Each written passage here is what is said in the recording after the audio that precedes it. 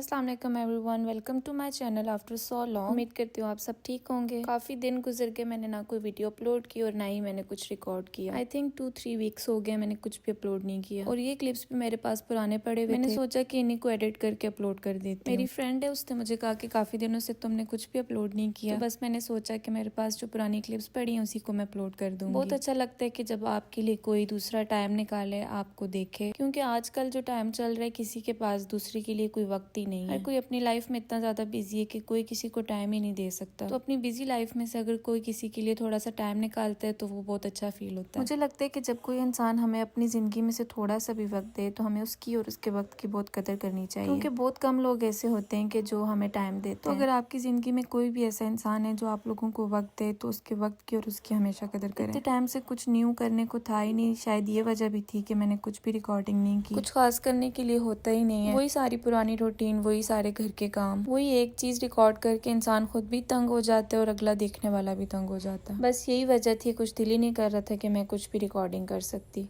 Ice की birthday हमारे पास गुजरी हुई थी तो उसका थोड़ा बहुत मैंने कैप्चर किया था। वो भी इतना ज्यादा मैं नहीं कर सकी, कुछ चीजें थी जो मैंने थोड़ी बहुत कैप्चर कर दी थी। पाकिस्तान में इंसान होता है, सब होते हैं, तो इंसान के पास बहुत सी एक्टिविटीज होती हैं करने के लिए, क्योंकि वहाँ पर सबका आना जाना लगा है, आए दिन कोई ना कोई इवेंट होता है। तो वहाँ पर इंसान के पास ऐसी बहुत सी चीजें होती हैं, ऐसे बहुत से मोमेंट्स होते हैं जो इंसान कैप्चर कर सकता है। लेकिन यहाँ ऐसा कुछ भी नहीं होता, ना ज्यादा फ्रेंड्स होते हैं, ना यहाँ पर इतने ज्यादा इवेंट्स होते हैं, ना ही कोई इतनी ज्यादा गेट टुगेदर होती है कि इंसान ऐसे मोमेंट्स कैप्चर करे। ज्यादा से ज्यादा यहाँ पर यही होता है कि वीकेंड में फैमिली को विजिट करते हैं, अगर हम लोग ना जा सकें तो वो हमें विजिट कर देते हैं। बस ज्यादा से ज्यादा यहाँ पर यही होता है। बाकी ना तो किसी फ्रेंड के साथ कोई गेट टुगेदर, ना कोई इवेंट। तो मोस्टली टाइम हमारे यहाँ पर घर पे ही गुजर जाता है, घर के कामों में, बच्चों के साथ। और इस चीज को तो वही इंसान अच्छा समझ सकता है जो यहाँ पर देश में रहता है, क्योंकि सुनने में और रहने में बहुत बड़ा फर्क होता है। जब कोई बंदा रहता है तो उसी को पता चलता है कि यहाँ की जिंदगी इतनी आसान नहीं होती जितनी वो देखने में लग रही होती है। इस चीज में कोई शक नहीं है कि यहाँ पर इंसान के लिए बहुत सी फैसिलिटीज है, लेकिन एक टाइम यहाँ पर ऐसा आता है कि इंसान को अपने घर की, अपने माँ बाप की, अपने मुल्क की बहुत याद आती है। खैर अब तो हर चीज की यहाँ पर आदत हो ही गई है। शुरू शुरू में जब इंसान यहाँ पर आता है, कुछ टाइम गुजारने के बाद इंसान सोचते है कि यार ये मैं कहाँ पर आ गया हूँ, क्योंकि पाकिस्तान की जिंदगी और यहाँ की जिंदगी में जमीन आसमान का फर्क है। एडजस्ट होने में थोड़ा बहुत टाइम लगता है, लेकिन इंसान को जब आदत पड़ जाती है तो फिर इतना ज्यादा मुश्किल नहीं लगता। अपनी जिंदगी में इंसान बिजी हो जाता है, बच्चों के साथ बिजी हो जाते हैं, तो फिर इतना ज्यादा फील नहीं होता। और वैसे भी जब एक लड़की की शादी हो जाती है, वो अगर अपने घर में खुश, अपने बच्चों को, अपने शोहर को टाइम दे रही होती है तो ये एक माँ बाप के लिए बहुत बड़ी बात होती है। तो बेशक फिर औलाद जितनी भी दूर हो, लेकिन अगर अपने घर में खुश रहे तो माँ बाप को एक इत्मीनान और तसल्ली सी होती है। जिंदगी हो तो इंसान का मिलना जुलना तो लगा ही रहता है।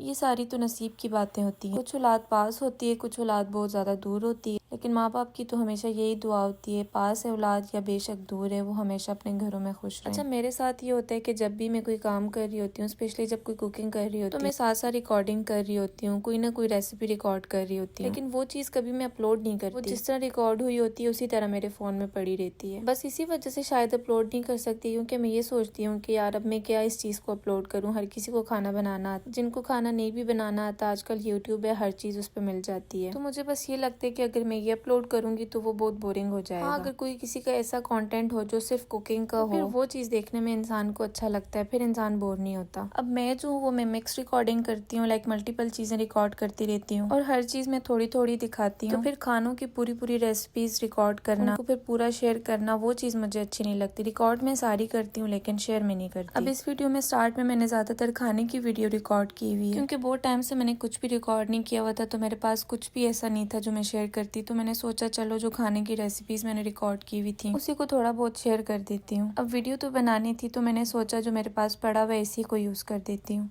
मेरे ख्याल में जो रेसिपीज हम लोग रिकॉर्ड करते हैं उसकी एक अकेली अलग से वीडियो हो जो इंसान अपलोड करे। जो थोड़ी सी लॉन्ग वीडियोस होती हैं उसमें इंसान छोटे छोटे क्लिप्स ही एड करे तो वो ज्यादा अच्छा लगता है। अच्छा, यहाँ पर हम लोगों ने एक चेयर ऑर्डर की थी। काफी टाइम से मैं सोच रही थी इसको मंगवाने का।